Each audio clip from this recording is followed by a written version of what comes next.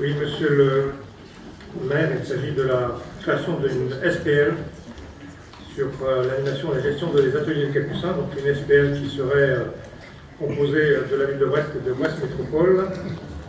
Cette SPL aurait pour mission de la gestion, y compris patrimoniale, la promotion et l'animation des ateliers. Et donc elle pourrait être chargée, entre autres, de l'élaboration de la stratégie et de la promotion générale du site et des activités qui prennent place. La programmation, l'accueil et l'organisation de spectacles, congrès, séminaires, etc. L'accueil et l'organisation de manifestations de quartier, à caractère associatif, municipal, d'initiative citoyenne. La cohérence des animations et activités au sein des ateliers, dans les espaces publics avoisinants, ainsi que sur les autres grands équipements du territoire. La réalisation de toute opération annexe ou connexe, telle que la fourniture de services divers aux spectateurs, participants grécistes, exposants, etc. L'entretien, le maintien en l'état de l'équipement et la gestion de la sécurité, la mise en norme et les travaux de réparation et le renouvellement des immeubles et équipements composant les ateliers. Et l'adhésion à tout organisme, notamment les associations syndicales libres, regroupant les propriétaires ou locataires des ateliers. Donc le montant est de 350 000, donc avec une participation de la ville de 105 000 € correspondant à 10 500 actions. Et donc la SPL aura une durée de 99 ans. Je laisse changer. Donc les commissions compétentes ont donné un avis qui est un avis favorable à la majorité. Merci. Des questions et mon intervention, Julie Goïc. Oui, moi j'ai une question. En fait, je ne comprends pas très bien ce que la SPL sera amenée à faire que n'auraient pas pu faire directement les deux collectivités en travaillant ensemble dans les compétences qu'elles ont déjà. Et on a quand même l'impression que là il s'agit de créer une énième structure autour de Brest. Il y en a déjà beaucoup qui sont régulièrement allumés par la Cour régionale des comptes sur leur façon de fonctionner et leur opacité. Donc voilà, moi je trouve que ça interroge énormément cette délibération et je voterai contre la création de la SPL. Rapports de la Chambre régionale des comptes n'ont jamais parlé d'opacité à propos du fonctionnement de nos sociétés d'économie mixte. Je regrette. Enfin, je regrette le propos. Bruno Sifantus. L'opposition, oui, mais pas la Chambre régionale des comptes. C'est pas pareil. Monsieur le maire, chers collègues, la nouvelle société que vous voulez créer s'ajoute à un dispositif d'entité publique ou parapublique déjà très complet sur les domaines d'activité concernés dans un contexte de crise larvée durable. Nous avons appris en commission que la dotation en capital de 350 kg de cette société devrait permettre d'une part un projet de construction de cinéma et par ailleurs le portage de French Tech. BMA a semble-t-il fait réaliser une étude d'impact par la CET dont nous avons demandé communication mais que nous n'avons toujours pas reçue. Tout cela nous fait poser au moins deux questions. Faut-il y voir une façon de contourner deux difficultés que vous rencontrez dans votre prospective, la maîtrise difficile des effectifs publics d'une part et les inquiétudes sur la capacité de l'épargne, donc sur la capacité d'emprunter à nouveau pour réinvestir. Faiblement capitalisée a priori, l'avenir de cette société nous prépare probablement quelques nouvelles garanties d'emprunt. Deuxième interrogation, n'était-il pas possible de confier à l'un des organismes déjà existants ces multiples tâches en lui laissant la responsabilité de fédérer les autres acteurs potentiels sans neutraliser un marché immobilier déjà déprimé et fragile? On pourrait y rajouter une troisième option qui est celle qu'a évoquée ma collègue tout à l'heure. Nous confirmons donc notre méfiance devant la multiplication des satellites quand nous n'aurons pas de vision d'ensemble des engagements ainsi pris par la collectivité. Nous voterons donc contre cette délibération. Merci. D'autres demandes de parole? Il n'y en a pas. Alain Masson pour... Monsieur le maire, ça c'est une question de confiance. D'abord. Après, on peut imaginer que des structures qui existent prennent en charge ce secteur-là. C'est aussi parfois un peu plus transparent quand des structures ont un objet un peu bien identifié. Donc c'est le cas, c'est les ateliers, on parle des ateliers. Donc c'est l'ensemble de l'animation et éventuellement le portage immobilier si cela devient nécessaire. Après, c'est pas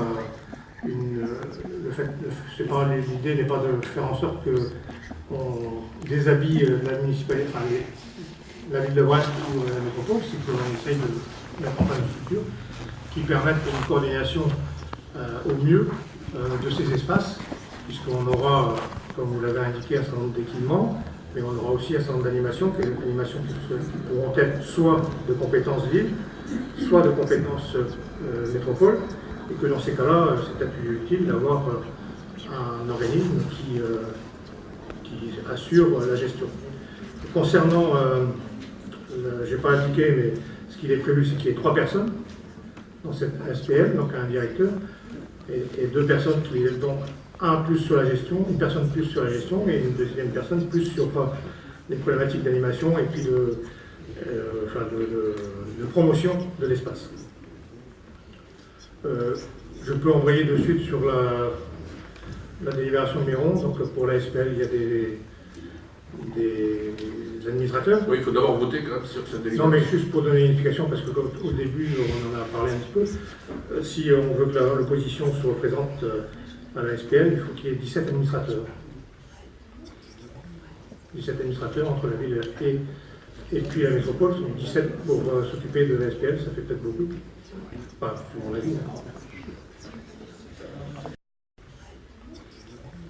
17 administrateurs entre la ville et puis la métropole, sont 17 pour s'occuper de la SPL, ça fait peut-être beaucoup. Enfin, c'est mon avis. Très bien. D'autres demandes de parole? Il n'y en a pas, donc on adopte la première délibération. Qui est contre son adoption? Donc les deux groupes de l'opposition municipale. Ah, excusez-moi. RPB plus Julie Le Goët. Qui s'abstient? BA est favorable. La délibération est adoptée. La suivante, dans la suite de la 10, la 11, à la Masson. Donc il y a 2 administrateurs. Donc ce qui vous est proposé, c'est Yann Guével et puis Yann Masson. Par principe, il fallait s'appeler Yann.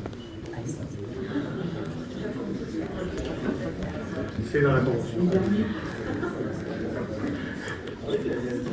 Bien, alors là on vote sur des noms, donc il faut d'abord un vote sur est-ce qu'on fait ou non un scrutin public avant sinon on vote un bulletin secret. Bon, sur le vote à... Oui, Madame Maldan.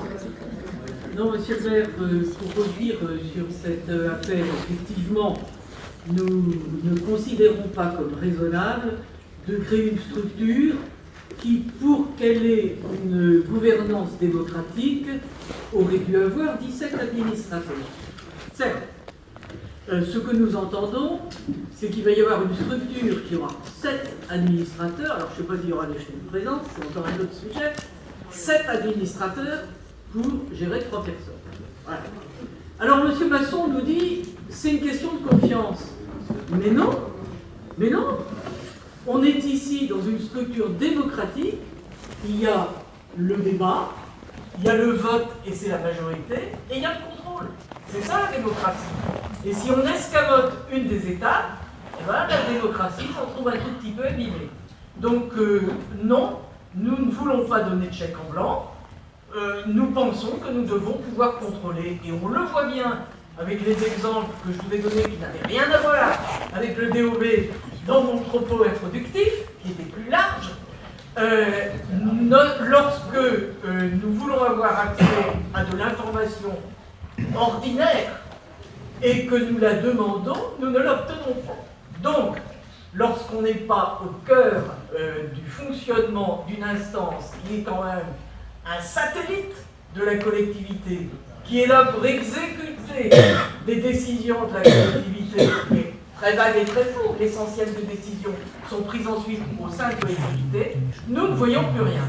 Donc très clairement, pas de chèque en blanc, on est contre. Voilà. Je crois qu'on s'est mal compris sur le chèque en blanc. C'est pas la structure SPL, c'est un problème de confiance. On fait confiance à des structures autres que ceux qui fonctionnent dans nos collectivités. Donc c'était uniquement ça. Après, que la démocratie, le contrôle, etc. existe, c'est tout à fait normal. Sur la représentation, chaque groupe politique, que ce soit la ville ou la Brest Métropole, est composé d'un certain nombre de membres. Donc il n'y a pas de raison que ça ne soit pas proportionnel aux membres qui sont constitutifs de ces groupes. Donc c'est ce qui se passe, et que donc pour Brest, il y a deux, donc c'est 2 de la majorité. Pour la métropole, je crois que c'est demain, il y a 5, et dans les 5, eh ben, il y a un certain nombre de collègues qui ne sont pas de la majorité directe de la ville de Brest. Voilà. Et si à 5, c'est pas suffisant, quand on est 8, on pourrait avoir une place. Mais non, puisqu'on est sur cette histoire de représentation, il y a 2 ans, quand on a fait la grande représentation, enfin les délibérations, les arrêtés sur la représentation, on a fait en sorte que l'opposition soit présente dans les écoles, dans les crèches, dans les patros, alors que si on avait appliqué la règle bête et méchante, là où il y avait 1 ou 2 représentants, l'opposition n'aurait jamais été représentée. Donc on a